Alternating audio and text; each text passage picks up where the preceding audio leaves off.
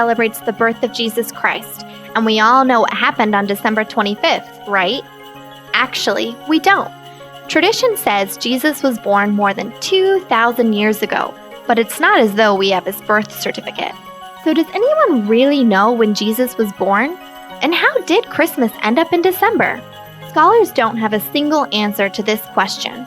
There are several possible explanations for the date, all originating in the Greco-Roman world. Some people believe that December 25th really was the date of Jesus' birth, thanks to the work of a man called Sextus Julius Africanus. Some people believe that the Roman Church chose the date they did to coincide with their celebration of the winter solstice. And some people believe that the Church chose the date to try to undercut existing pagan celebrations around the same time. But wait, isn't December 25th in the Bible somewhere? Actually, it isn't. Sextus Julius Africanus was the first to suggest the date, more than 200 years after when Jesus is said to have been born. Africanus was the first Christian known to produce a universal chronology, a history from the date of creation to his own time. He thought Jesus must have been conceived on March 25th, which was the day he believed the world was created.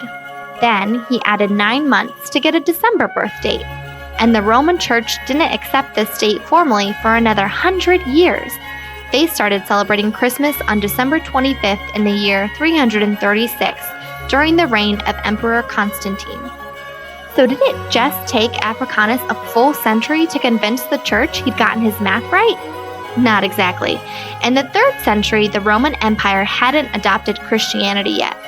Instead of celebrating Christmas, they celebrated the rebirth of the unconquered sun, or Sol Invictus.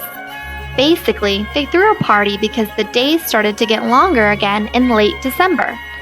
After Emperor Constantine made Christianity the religion of Rome, that whole birth of the sun thing got pretty heavily associated with, well, the birth of God's Son and Christian belief. And what day did they celebrate the return of Sol Invictus? Yep, December 25th. Some people think this was more than just an innocent pun.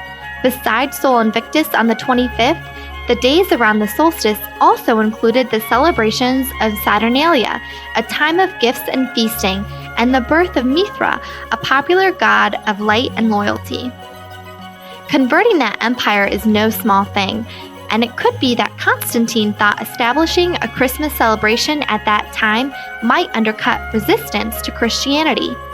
We do know that the choice of December 25th was controversial. In the Eastern Empire, they preferred January 6th.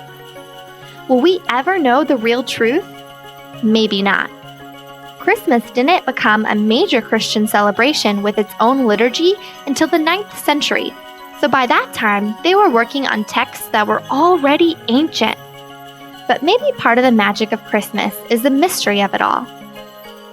Regardless of its origin, it's nice to have a reason to look forward to the darkest days of the year.